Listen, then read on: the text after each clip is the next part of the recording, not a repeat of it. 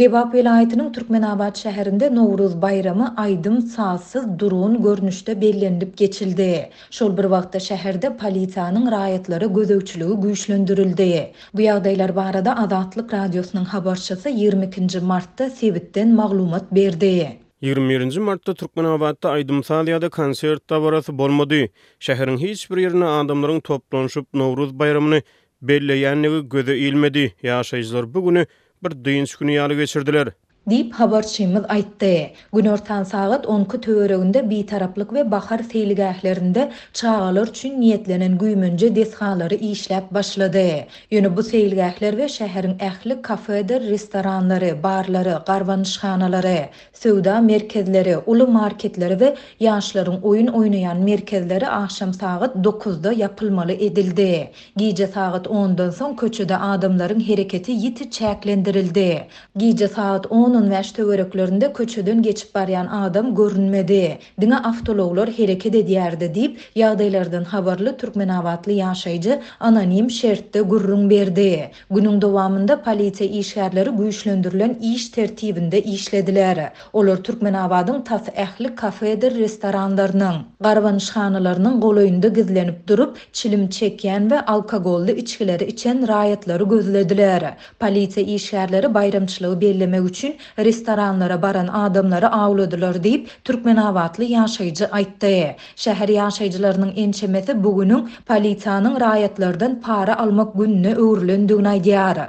Adamlar çilim çekmek üçin restoranyň daşyna çykanda polisiýa işgärleri olary dissini polisiýanyň ulugyna mindirdiler. Polisiýa işgärleri olaryň agzyny ýytkap, olary polisiýa bölümine äkitjekdiklerini, köpçülük ýerinde çilim çekendigi we terhosdygy barada jerime ýazjakdyklaryny aýdýarlar. Polisiýa bölümine alınıp gidilen raýatyň maskaly agdasyndan onuň pasportyny getirmek talap edilýär. Köp adam bayramçylyk gününde maskaly agdalaryny biýanjylyk etmejek bolup 100 manat jerimäni para görnüşinde bermäge razy boldy. Dip ýagdaýlardan habarly başga bir Türkmenabadly ýaşaýjy aýtdy. Azatlyk ýokurda beýan edilen ýagdaýlar barada welaýatyň polisiýa müdürlüğinden tesbir alyp bilmedi. Türkmen häkimetleri ýurtda bellenilýän möhüm bayramçylyklarda güýçlendirilen iş tertibini yglan edýärler. Köçelerde kanun goraýjy edaralaryň işgärleriniň sany arttyrylýar we akşam saat 9:10-dan soňra ýaşaýjylaryň piýada hereketi çäklendirilýär. Balkan welaýatynyň Bereket we Gyzlarbat etraplarynyň käbir obalary fiil suwlaryndan ziýan çekdi. 19-21 mart aralygyna 3 gün dowam eden dağ fiilleri ýagyşlar ýaşaýyş jaýlaryna, ekrançylyk meýdanlaryna, şol sany ýaňy bir ekşine girişilen gowuçy meýdanlaryna ziýan ýetirdi. Bu barada Azatlyk radiosynyň habarçysy 22 martda Sebitden maglumat berdi. Fiil suwlary dağ eteklerindäki owalarda ýaşaýyş jaýlaryna, ýereklen gök bakça ekinlerine we gowuçy meýdanlaryna uly ziýan ýetirdi. Diýip bir oba ýaşaýjysy gurrun berdi. Bereket etrabynyň 8-nji obatlandyrylýan bir ilat ýerine saglyk öýüne hem-de 25-nji orta mektebi uly zeper ýetdi. 30-dan gowrak hojalyk jaýlary fiil suwlaryna nezir çekdi. Ýaşaýjylar ýerli administrasiýalaryň fiil suwlaryna garşy ilata gysgaly kömek berip bilmänligini, tehnikalaryň ýerilmänligini aýdýarlar. Gyzlarbat etrabyna ýerleşen harby garnizonuň dağ eteklerine sebitlerini hem fiil suwlary bassy. Diňgysyz ýagan ýagyş netijesinde Gyzlarbat etrabynda ençemi hojalyk jaýlarynyň ýerdeminlerini suw bastdy. Diýip bir ýerli ýaşaýjy Azatlyk radiosynyň habarçysyna gurrun berdi. Sebitdäki käbir gowuçy meýdanlaryna ekşi işlerine 15-nji martda girişilipdir. Bu ýerlerde 20-nji martda resmi taýdan ekşi işlerine girişilen gowuçy meýdanlary da fiil suwlaryna nezir çekdi. Türkmenistanyň döwlet media serişdeleri ýurdun Balkan, Ahal, we Lebap welaýatlaryna 20 martda resmi taýdan ekşi girişilendigini habar berdi. Bir oba hojalyk hünärmeni Azatlyk radiosynyň habarçysy bilen gurrun döşlükde şu wagtda çen etrap boýunça 350 hektar töwereg meýdany gowuçy tohumlarynyň ekilendigini, ýöne fiil suwlaryndan ziýan çeken ekrançylyk meýdanlaryna ekşi işlerini gaýtadan geçirmegin gödeňine tutulýanlygyny gurrun berdi. İreklen ýeralma we soğun ýaly oba hojalyk ekinleri hem suwuň aşagyna galdy diýip ol sözüniň üstüne ýetirdi. Bereket etrabynyň ýaşaýjylary hususan dağ fiilleriniň uly ziýana sebäp bolanyny aýdýarlar. Ýaşaýjylar jardan gelen fiil suwlaryna garşy goranmakda kynçylyk çekdi. Diýip Bereketli ýaşaýjy gurrun berdi. Döwlet mediýasy Balkan welaýatynyň kinarýaky etraplaryna, şol sana dağ eteklerine sebitleri bolup geçen dowamly ýagyşlar, dağ seýilleri we olaryň getiren oňoýsuz netijeleri barada habar bermedi.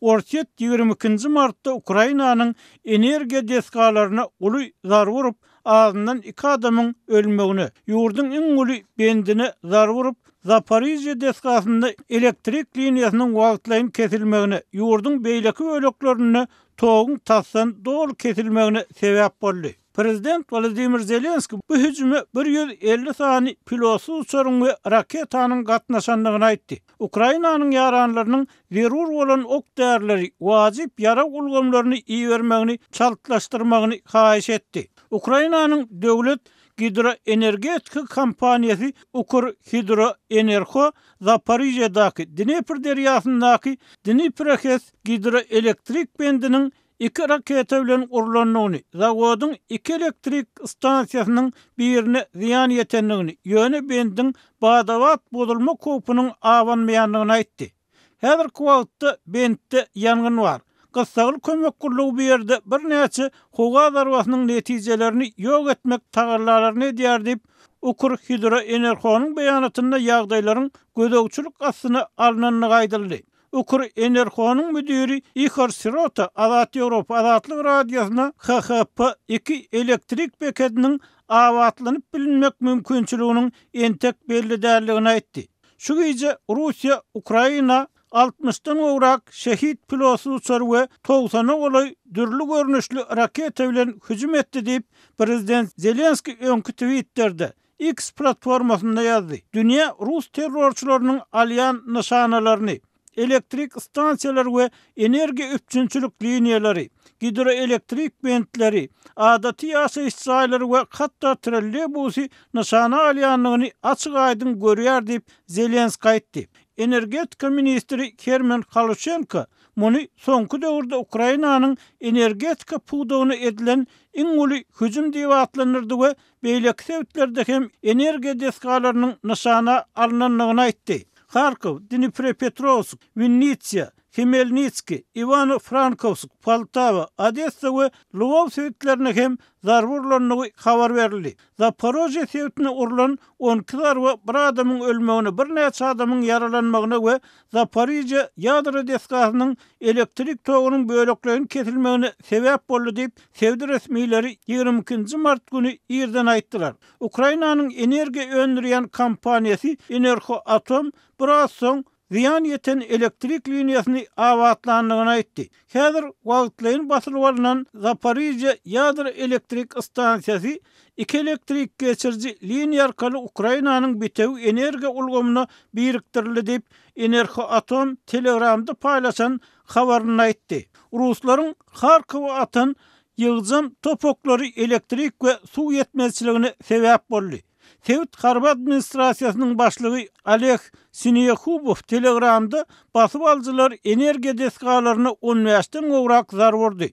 Şäher düýünden ýeni ışyksyz garly diýip ýazdy. Khmelnytsk sewitiniň yerli administrasiýasy Russiýanyň uran zarbalaryndan bir adamyň ölenligini we bir näçe adamyň yaralananlygyny habar berdi. Emma jikmejiklikleri aýtmady. Ukrainanyň howa güýçleri howa goraw ulgamlarynyň ötün akşam edilen hüjümde Russiýa tarapyndan Ukraina atylan 151 raketanyň we pilotsuz uçaryň 92-sini uranlygyny aýtdy.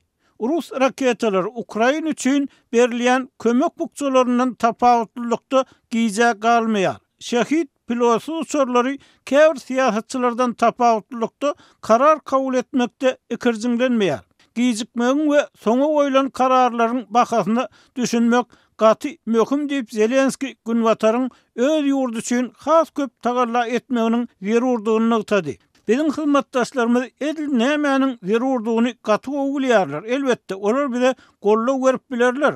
Bular zerur kararlar. Ýaşaýyş Moskwadaky wagtlardan goralmalylar diýip ol sözüniň üstüne ýetirdi. Zelenskiň aýdan sözleri Ýewropa Birleşiginiň liderleriniň 100 ýylle geçiren sammitini jemleýän wagtyna gawat geldi. Bu sammitde köp sanly we has gowy enjamlaşdyrylan Rus goşunlarynyň barka güýçlenýän hüjüminiň öňüne almaga finansiýan Ukraina güýçlerini ok där we yara bilen üpçün etmegi çaltlaşdyrmak meseleleri ara alınıp maslahatlaşyldy. Ukrainanyň esasy gollawçysy Abasanyň bermekçi bolýan 60 milliard dollarlyk möhüm haryk kömek bukçasy Respublikan oppozisiýa sebäpli wekiller öňünde saklanýar we bu ýagdaý Kiýewiň Ýewropadaky ýaranlarynyň kömegine has köp bil baglamagyna sebäp bolýar.